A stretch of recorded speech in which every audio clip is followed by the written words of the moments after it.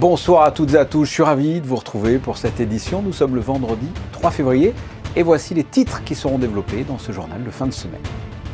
Nous vous parlerons de tennis avec le tirage au sort de la Coupe Davis qui a eu lieu ce vendredi. Monaco affronte ce week-end à domicile la République dominicaine. Retour sur la réunion des présidents des jeunes chambres économiques internationales, un événement important pour la JCE de Monaco qui s'est déroulé cette année en principauté. Les hôtels recrutent et préparent déjà leur saison estivale. Vous allez le voir avec notre invitée, la directrice des ressources humaines de l'hôtel Métropole.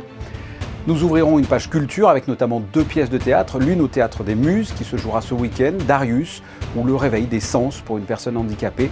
Et enfin, nous aurons en deuxième invité la comédienne Salomé Villiers qui a adapté le roman historique de Jean Telet, Le Montespan, l'occasion de découvrir ou redécouvrir ce personnage atypique qui a vécu dans l'ombre de Madame Montespan, la favorite de Louis XIV. C'est une pièce qui a été jouée au Théâtre Princesse Grace jeudi soir. C'est un événement que vous pourrez suivre en direct sur Monaco Info. La Coupe Davis débute demain sur les terrains du Monte Carlo Country Club. Monaco affronte la République dominicaine pour conserver sa place dans le groupe Monde 2. Émilie Rousseau, vous avez assisté au tirage au sort qui a eu lieu aujourd'hui. Oui, Monaco qui affronte pour la première fois de son histoire en Coupe Davis la République dominicaine. Vous l'avez dit, le tirage au sort a eu lieu ce matin au Monte Carlo Country Club. On écoute tout de suite la réaction du directeur technique national Christophe Boggetti. Toute l'année, nous, Fédération, on aide tous ces joueurs pour qu'ils donnent le meilleur d'eux-mêmes individuellement et collectivement, surtout pour les grands événements comme la Coupe Davis, ainsi que les Jeux des petits États, tous ces événements. Pour Lucas aussi, les Jeux méditerranéens, tous ces événements qui portent l'image du tennis Monaco le plus haut possible. Un mot sur cette équipe de République dominicaine. C'est une équipe qui est habituée à jouer sur la terre battue. Certains joueurs connaissent d'ailleurs leur adversaire. Oui, c'est ça. Mais en fait, il a très bien expliqué lors de petites conférences de presse, c'est-à-dire que les joueurs maintenant sont tous compétitifs. Ils sortent tous d'universités américaines et tout. Ils font toute l'année des compétitions. Donc chaque match est à prendre en considération et de voir un petit peu le score final sera à la fin de tous ces matchs difficiles qu'on va vivre. Et les Monégasques ont fait le plein de confiance avant d'aborder cette Coupe Davis. On peut citer notamment le très bon résultat d'Hugo Nys, finaliste à l'Open d'Australie. Romain Arneaudo a lui remporté le Challenger de Belgique en double. Et puis Lucas Catarina était finaliste le week-end dernier au tournoi Futur de Normandie. C'est toujours des semaines particulières, on est en équipe alors que tout le restant de l'année on est seul un peu partout dans le monde. J'ai très hâte d'être à demain, de jouer devant mes amis, ma famille, tous les membres du club. Voilà. J'espère qu'il y aura une belle ambiance, qu'il y aura du monde. Et donc ouais, je me sens bien, heureux d'être là, heureux de vivre ces moments.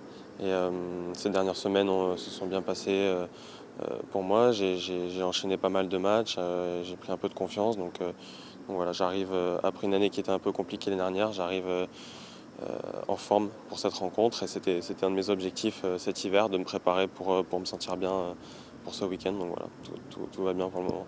Et ce qui fera la différence sûrement ce week-end, c'est le fait que Monaco joue à domicile devant son public. Les joueurs vous attendent d'ailleurs nombreux dès samedi à partir de 11 h pour la première rencontre, le premier simple qui opposera Valentin Vachereau à Roberto Cid Supervi. Début de la rencontre à partir de 11 h et évidemment à suivre en direct sur Monaco Info. Oui, avec aux commentaires Christophe Paco, Laurent Orsini et Frédéric Hélion. Et pendant que l'équipe de tennis de Coupe Davis jouera les dernières rencontres, eh bien l'équipe de foot se rendra à Clermont dimanche 13 h. Au niveau du classement, Clermont-Ferrand est 9e, Monaco 4e. Il faut savoir que sur les 5 derniers matchs, que ce soit l'ASM ou les Clermontois, ils ont obtenu les mêmes résultats, 3 victoires et 2 matchs nuls. Une conférence de presse vient d'avoir lieu avant le départ des joueurs. Voici des extraits de cette conférence sur les enjeux de la rencontre. Je crois que va ser un partido muy complicado, ¿no? Ellos vienen de 5 partidos sin perder, así como nosotros también venimos de una buena racha y creo que es un equipo que está creciendo en la competición, ¿no? Está en los puestos de arriba y como todos los partidos fuera de casa va a ser un partido muy complicado, muy duro y tenemos que tener la concentración, la inteligencia para jugar y aprovechar las oportunidades porque para nosotros los 3 puntos es muy importante. C'est une équipe qui est très organisée, avec une défense de 5, avec encore 4 joueurs avant eux, avec des bonnes transitions. Ils ne donnent pas beaucoup des occasions. tu as vu aussi les derniers matchs avec les matchs nuls. Oui, c'est un défi de casser le mur et d'être performant, de ne pas prendre les transitions. Clermont-Ferrand-Monaco ce dimanche à 13 h. L'ensemble des présidents des jeunes chambres économiques internationales venus du monde entier se sont réunis hier au Méridien Beach Plaza pour dresser un bilan de l'année écoulée et regarder vers l'avenir. Un événement important pour la JCE de Monaco. Le reportage de Christina Thomel et Alexandra Paolini. Un événement qui s'est ouvert hier, donc au Méridien, et durant lequel les présidents nationaux européens de la Jeune Chambre internationale peuvent se rencontrer et échanger. Durant 3 jours, les jeunes chambres aborderont différents sujets et mettront ainsi en évidence les pratiques les plus performantes. L'occasion également, lors de cette réunion, de discuter de la manière de développer des leaders européens dans les différentes communautés en mettant en avant le développement personnel, le business, l'entrepreneuriat et le développement individuel ainsi que l'impact communautaire. Les jeunes chambres sont un vecteur énorme de développement des individus. Nous développons des individus qui peuvent ensuite impacter la communauté et devenir des leaders dans le business, le gouvernement et la société civile à travers ce voyage de leadership. Nous développons des leaders dans les 4 domaines d'opportunité qui sont à la fois des entrepreneurs mondiaux, des réseauteurs mondiaux, des communicants mondiaux et des apporteurs de changements positifs. Et ce leader entreprenant et innovant pourra ainsi impacter les sociétés et les économies. JCI Monaco, well, I've been here for a few days now and it's been absolutely amazing. I see that the team is very strong. They have many different activities ongoing to empower us as leaders and to empower us as young entrepreneurs. They have very strong ties with the stakeholders in this community, which is a key element of a good leadership. So I think it's just amazing what the team is doing here.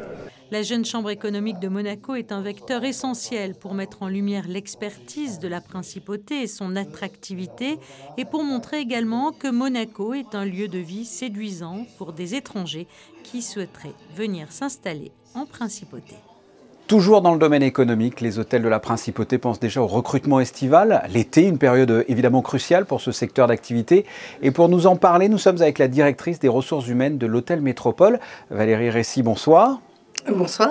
Comme je viens de le dire, les hôtels de la Principauté recrutent pour la saison estivale en général. Dans votre cas, vous avez besoin de combien de personnes et dans quel domaine, quel secteur ? Alors, cette année, on a vraiment besoin d'embaucher sur toute la partie restauration, donc c'est-à-dire tout ce qui est cuisine et tout ce qui est salle, et pas uniquement pour une fois, ce qui est la différence cette année, c'est pas uniquement pour la saison, c'est aussi parce qu'on va réouvrir notre restaurant gastronomique qui a été fermé pendant 2 ans pour des travaux, idem pour la cuisine, et donc pour ce nouveau restaurant et cette nouvelle cuisine, on va recruter des gens en salle et des gens en cuisine. Et il y a en plus, effectivement, tous les gens de saisonniers pour nos restaurants au bord de la piscine, notre restaurant éphémère qui s'installe chaque été au bord de notre piscine. Alors, en règle générale, pour l'hôtel Métropole, il y a combien d'employés ? Alors, avec le Covid, on a un peu baissé, on était aux alentours de 220, mais en général, notre moyenne de collaborateurs en saison, ça serait plutôt du 300-310. D'accord, 310 personnes. On a beaucoup parlé dans l'Hexagone de façon générale des difficultés après la Covid pour trouver du personnel dans l'hôtellerie et la restauration. C'est toujours aussi compliqué ? Oui, ça reste compliqué, c'est un chouette challenge, mais ça reste compliqué, je ne vous dirai pas l'inverse. Alors nous, l'année dernière, on a été un petit peu moins impactés peut-être que les autres, parce que d'abord, on avait fermé notre restaurant gastronomique, donc on avait gardé tous nos collaborateurs qu'on a pu remettre dans d'autres services. Et puis, on avait un peu anticipé avec les stagiaires qu'on a vus au fur et à mesure de l'année, à qui on a pu proposer des postes pour l'été, et ils étaient contents de venir travailler avec nous. Et c'est vrai que c'est un gain de temps aussi quand ils sont déjà formés. Et pourquoi ce secteur d'activité n'attire plus, selon vous ? Malheureusement, je ne pourrais pas vous le dire et c'est vraiment ma plus grande tristesse parce que je trouve que c'est le plus beau métier qu'on puisse faire. C'est un métier qu'on peut faire aussi bien en France, à l'étranger. Vous pouvez travailler dans un petit hôtel familial, vous pouvez travailler dans un resort magnifique, un 800 chambres, un 100 chambres, un camping. Donc, toute la carrière de quelqu'un dans l'hôtellerie, il peut tellement changer de façon de travailler dans l'hôtellerie que je ne comprends pas que les gens ne courent pas vers ce métier qui est vraiment un métier exceptionnel.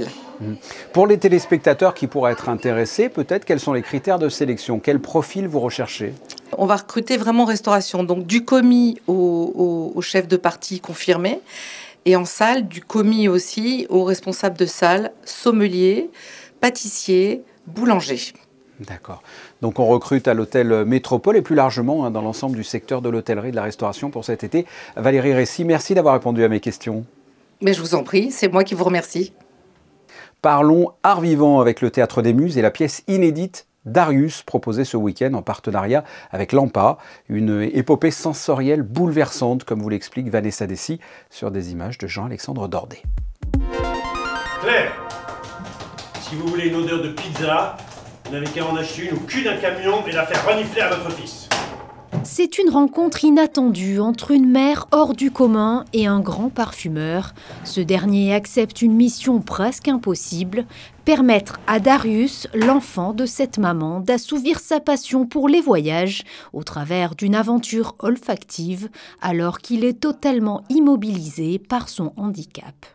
En voyage, il y a une notion de mémoire et d'imaginaire, parce que le parfum, tous les parfumeurs, tous les nés vous le diront, se construisent sur ces deux notions, la mémoire et l'imaginaire. Voilà. Et effectivement, c'est le lieu où ils se retrouvent et où Darius continue à vivre et à voyager. Magnifique idée de prendre la création d'un parfum, cette chose volatile, légère, qui est en même temps liée au sens le plus primitif et le plus primaire, qui est l'odorat, qui est le flair, le plus animal, et en même temps qui est quelque chose peut-être le plus proche, un sens le plus proche peut-être du spirituel, puisqu'il y a quelque chose d'évanescent. Les personnages sont surprenants et font face à un terrible enjeu sociétal. Elle, ancienne directrice du CNRS, lui, grand et reconnu. Chacun présente un important pouvoir émotionnel. Le public peut vite s'identifier et se retrouver en chacun d'eux. L'enjeu de ces personnages et la progression dramatique, elle est non pas dans le combat d'un individu comme souvent face au groupe et face à la société, mais d'un individu qui doit apprendre, en rapport avec sa plus profonde intimité, à surmonter quelque chose qui peut paraître être insurmontable. Je crois qu'ils se sont imposés vraiment à nous. Ce sont deux personnages très forts parce qu'ils ont un présent au moment où la pièce se déroule, mais ils ont un passé aussi. On apprend que Darius n'est pas tout à fait comme les autres adolescents, jeunes adultes de son âge. Et Paul, mon personnage, a aussi un passé un peu douloureux, etc. Donc, ils sont arrivés à nous, ils sont venus à nous. Antea Sogno découvre la pièce dans un petit théâtre parisien et l'alchimie s'opère immédiatement. Pour moi, représente en fait un peu ce que j'aime le plus au théâtre, c'est-à-dire la simplicité même de comédiens, de bureaux, un texte sublime et qui nous révèle les choses les plus importantes de la vie. Parce que c'est vrai que c'est formidable d'aller au théâtre et de rire, mais quand tout à coup on se retrouve avec des gens qui vont nous faire partager des expériences de vie aussi riches, aussi dures, qu'ils traversent avec autant de maestria, en étant si positifs. C'est-à-dire qu'en fait, ils dépassent tout. Les grands auteurs qui nous donnent ce genre de spectacle, en fait, ils continuent vraiment à nous faire grandir. Darius est à découvrir ce samedi à 20h30 et ce dimanche 5 février à 16h30 au Théâtre des Muses. Restons dans le domaine culturel en nous rendant au Théâtre Princesse Grace où se jouait hier au soir le Montespan, ou plus exactement l'histoire du plus gros cocu de France du XVIIe siècle. Sur scène, 3 comédiens qui interprètent une multitude de personnages. Cette pièce a été adaptée et jouée par Salomé Villiers et elle est avec nous. Bonsoir. Bonsoir. Vous avez interprété jeudi soir au Théâtre Princesse Grace le Montespan. C'est d'ailleurs vous-même qui l'avez adapté d'un roman de Jean Telet. Marquis!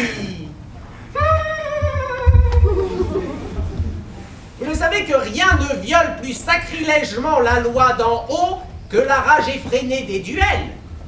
On n'apprend pas ça sur vos terres natales de Guyenne? Vous me dites ça à moi qui ne suis pas concerné car de nature fort peu querelleuse. Mon frère ne l'était pas non plus d'ailleurs. Votre frère? Le marquis d'Antin? Il s'est pourtant trouvé mêlé à un duel. Parlez-nous de cette pièce. Pourquoi avoir voulu adapter le Montespan? Alors, c'est un ami qui m'avait parlé de ce livre, en fait, parce qu'il savait que j'aimais beaucoup l'univers de Jean Telet. Et j'ai lu le roman et j'ai trouvé ça incroyable. Mais oui. J'ai trouvé que le marquis de Montespan était un personnage de théâtre absolument merveilleux. Et pour moi, c'est un Cyrano, c'est un punk de l'époque de Louis XIV. C'est un Cyrano qui a son panache, son insolence, sa passion. Parce que c'est un homme amoureux, en plus qu'on suit pendant toute une vie. C'est un portrait du grand siècle assez étonnant, parce qu'on a forcément dans la tête des images de films qu'on a pu voir qui sont peut-être un peu glamour, alors qu'effectivement cette époque ne l'était pas particulièrement. Il faut rappeler peut-être en quelques mots l'histoire du marquis de Montespan, qui, allez, on va le dire, est peut-être le plus gros cocu de France. C'est ça, c'est le plus grand cocu de France, en tout cas le plus connu aussi. En fait, tout le monde connaît Madame de Montespan, ou pas, mais effectivement, Madame de ce nom en tout cas est connu parce que c'était la favorite de Louis XIV pendant 24 ans. Et moi qui étais en plus très fan d'histoire quand j'étais petite, je connaissais bien cette période-là, j'étais assez fascinée par Madame de Montespan, mais je me suis jamais posé la question mais il y avait quelqu'un, il y avait un monsieur avec elle. Et quand j'ai lu le livre de Jean Telet, je me suis dit mais c'est incroyable.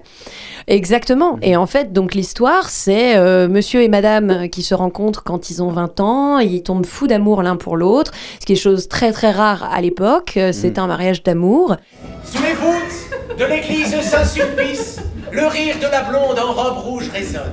Les deux qui se marient 8 jours seulement après s'être rencontrés, devant le curé et 4 témoins de foi, se donnent le sacrement en un dimanche d'hiver. Ce sont des nobles un peu désargentés. Voilà, le Montespan n'est pas très bien vu par la cour parce que sa famille a frondé quelques années avant. Et donc, le seul moyen pour gagner de l'argent à cette époque-là, c'était de partir faire la guerre ou d'être introduite à la cour pour les femmes et d'avoir un emploi de dame de compagnie de la reine. Et c'est exactement ce qui se passe. En fait, Montespan essaye de gagner de l'argent en faisant des guerres interminables, mais où en fait à chaque fois c'est des échecs cuisants, donc il est endetté jusqu'au cou et jusqu'au jour où on propose un emploi de dame de compagnie à Madame de Montespan et elle va y aller et c'est là que Louis XIV va lui mettre le grappin dessus. Oh, et pourquoi ce deuxième L dans les feux d'artifice? Ah, c'est l'initiale du prénom de Louise de la Vallière, la favorite. Devant la reine et en public, il ose honorer sa maîtresse. Dieu ne pourrait pas oser sa majesté. Et là, Monsieur de Montespan, contrairement à tous les hommes du royaume à l'époque, va se rebeller. Oui, lui se rebelle contrairement aux autres. Exactement. À l'époque, c'était censé être un honneur d'avoir sa femme qui était choisie pour coucher avec le roi. Et sauf que lui, c'est le seul d'Europe même qui va se rebeller et qui va dire non, je ne suis pas d'accord. Qu'est-ce que c'est que ces façons de faire? Et pendant 40 ans, il va attendre sa femme et il va tout faire pour essayer de la récupérer. Et c'est une pièce qui vous a valu le Molière de la révélation féminine. Qu'est-ce que ça représente pour vous? C'est un Molière collectif que je partage avec tous mes camarades parce que Simon Larvaron qui interprète le Montespan est absolument exceptionnel et c'est vrai que en lisant le livre, j'étais même pas encore en train de faire l'adaptation mais j'ai tout de suite imaginé Simon dans ce personnage et je l'ai proposé à mon mari qui a fait la mise en scène, Étienne Launay qui a fait la mise en scène du projet et tout de suite ça a été une évidence et Michael Hirsch qu'on connaissait aussi depuis longtemps pour ses seuls en scène absolument incroyables et presque de l'ordre de l'athlète parce qu'il interprète 19 personnages à lui tout seul et donc on a fait des essais avec lui et ça a été une évidence aux essais et voilà, on est partis tous bras dessous et effectivement j'étais très honorée d'être l'étendard mais c'est une récompense collective qui récompense tous les gens qui ont travaillé sur ce projet. Vous avez dit tout à l'heure que le marquis de Montespan était un punk de l'époque. C'est une pièce moderne hein, finalement, ou en tout cas l'adaptation est moderne. J'ai envie de dire presque rock'n'roll. Qu'est-ce que vous en pensez? Mais c'est le cas, parce que c'était tout Jean Telet, ça. Jean Telet, il était rock'n'roll et c'était un très grand homme de culture. Il était... sa disparition nous a tous laissés un peu orphelins d'une certaine façon. On l'aimait beaucoup, beaucoup, beaucoup. On était très liés. Ça lui ressemble. En fait, le Montespan, ça lui ressemble. Et c'est marrant parce que la première fois qu'on s'est rencontrés, il m'a dit, moi, Montespan, ça aurait été mon meilleur pote. et c'est le cas. Et l'écriture, le récit, la façon dont c'est construit, les dialogues. C'est complexe d'ailleurs, pardon, je vous coupe, c'est complexe à adapter le roman de Jean Telet au théâtre. J'ai pas vu ça comme complexe. Moi, je me suis beaucoup amusée. J'ai trouvé ça très ludique. Et vu que Franck Desmet m'avait dit il faut que ce soit une partition pour 3 comédiens, j'avais déjà cette règle dans ma tête, en fait. Je savais que ce serait que pour 3 acteurs. Et en fait, de la contrainte de 3 comédiens est née une très grande liberté. Et je me suis dit, super, alors on va mettre un acteur qui va jouer le Montespan et les 2 autres autour vont jouer tous les autres personnages. Et parce que c'était un défi, mais comme je vous ai dit, Franck Desmet, il aime les défis. Et de faire un spectacle où c'est 44 ans de la vie d'un homme qui va rencontrer les plus grands, il va croiser Molière, il va croiser Louis XIV. Enfin, voilà, il y a 21 lieux, 46 personnages dans la pièce. Et seulement 3 comédiens. Exactement, et 3 comédiens. Salomé Villiers, merci d'avoir répondu à mes questions. Merci à vous. À bientôt. À bientôt.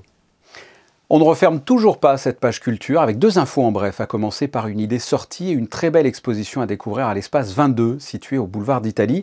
Cette expo s'intitule Colorblind, que l'on pourrait traduire par daltonien. Elle met en valeur 5 artistes de la région, Marina Marienko, Maria Mikileva, Tatiana Perear, Nathan N et Lemonize. Vous avez jusqu'au 23 février pour découvrir Colorblind à l'espace 22. Et puis je voudrais également vous parler d'une conférence organisée à la médiathèque Louis Notari mardi prochain à 18 h. Conférence consacrée à Auguste Escoffier, un chef visionnaire. On peut dire de lui par exemple qu'il a modernisé la cuisine. On lui doit un nombre incalculable de plats encore servis dans les grands restaurants de nos jours. L'entrée sera libre et gratuite et je vous invite à aller sur le site de la médiathèque de Monaco. Vous y découvrirez un grand nombre de rendez-vous culturels pour ce mois de février. Justement, fera-t-il un temps à sortir ou plutôt à rester lire un livre dans son salon ce samedi? Voici la météo. Bonsoir Yannick. Bonsoir Fabien, bonsoir à tous. Pourquoi choisir? Il fera beau ce samedi, l'occasion de sortir lire un livre sur un banc plein soleil. Les températures seront très agréables aussi avec un thermomètre qui montera jusqu'à 17 degrés dans l'après-midi. Ce samedi 4 février, nous fêterons Sainte Véronique. Merci Yannick. Les photos du jour sont consacrées à l'actualité de cette fin de semaine et nous en avons parlé en début d'édition, le tirage au sort de la Coupe Davis qui opposera Monaco à la République dominicaine. Et je le rappelle, ça sera à suivre en direct sur Monaco Info samedi et dimanche à partir de 11 h. C'est la fin de ce journal, on se retrouve samedi 19 h pour une nouvelle édition. Passez une excellente soirée, portez-vous bien et à demain.